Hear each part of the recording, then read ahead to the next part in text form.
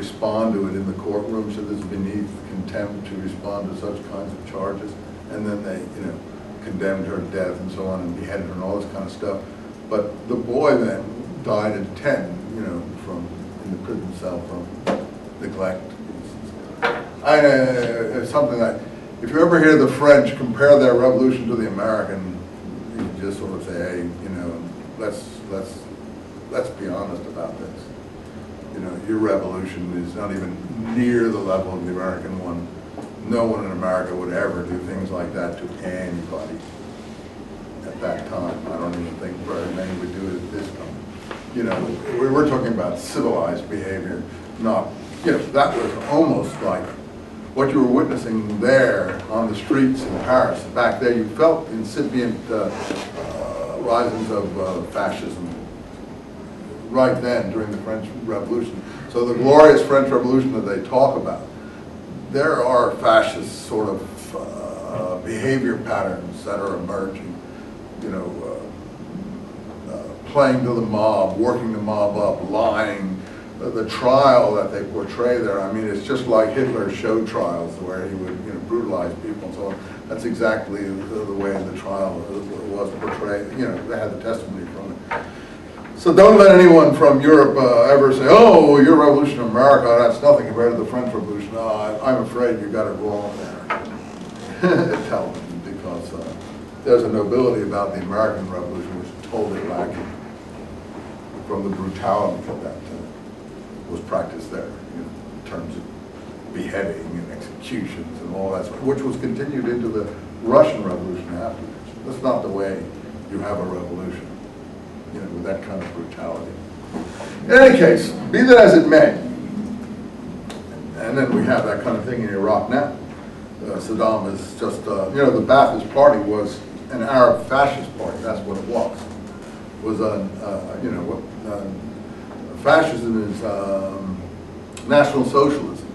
The Ba'ath, the party that Saddam represents, and in Syria too, they were National Socialist parties applied to the Arab situation in those countries.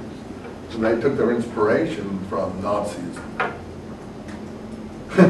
So this is why you see this kind of thing. Okay, but Dome is a very civilized person, as you can see. So let's see. So the citizens of the great states of antiquity were not divided because of divergent belief in various gods. They were patriots first, and so today on the other side of the ocean, Catholics, Episcopalians, and Puritans are fighting together for the new state, which is to unite all of them and freedom and justice to be enjoyed by all of them. He's speaking about America there. He knows, you see, what's happening in America, and he does have it right, actually. I mean, we're not a perfect country, as you know, because people have weaknesses and there are shortcomings in all individuals and so on. But what they strive towards is something terribly important, and that is interesting, what he says there. He's aware of that. So even if actually in the faith of today's Jews there should be some principles which would restrict them too strongly to their special group and exclude them from the other groups of the great civil society at the bottom of the page, this would not justify their persecution, which can only serve to confirm them in their opinion, as long as their laws are not contrary to the general principles of morality and do not permit antisocial vices. Again, this is something Mendelssohn is very anxious to prove. More than everything else, a life of normal civil happiness, this is page 5, first paragraph, in a well-ordered state enjoying the long withheld freedom would tend to do away with clannish religious opinions. The Jew is even more man than Jew, and how would it be possible for him not to love a state where he could freely acquire property and freely enjoy it, where his taxes would not be heavier than those of other citizens, where he could reach positions of honor and enjoy general esteem? Why should he hate people who are no longer distinguished from him by offensive prerogatives, who share with him equal rights and duties? So again, he's arguing for enlightened treatment of minorities. There are no real other minority except Jews and Gypsies in Europe at this time. And I'm not sure what the Gypsy situation is. Bottom of that page.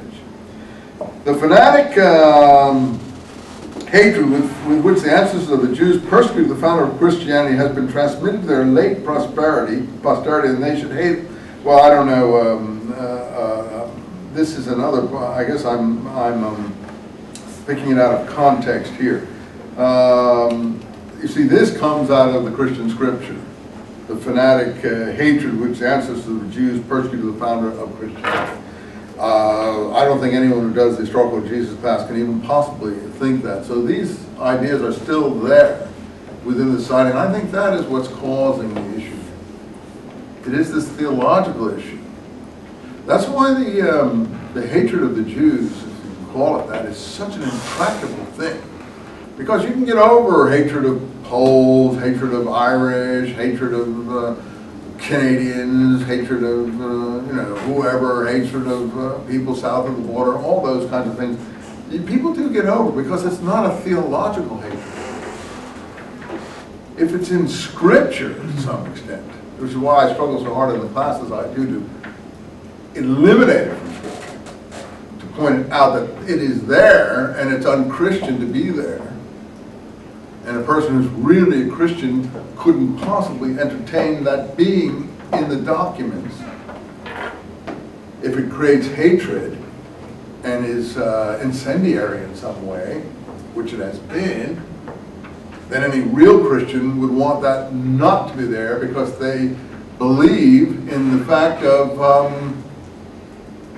gentleness, charity, returning good, and so on. Not exacerbating evil.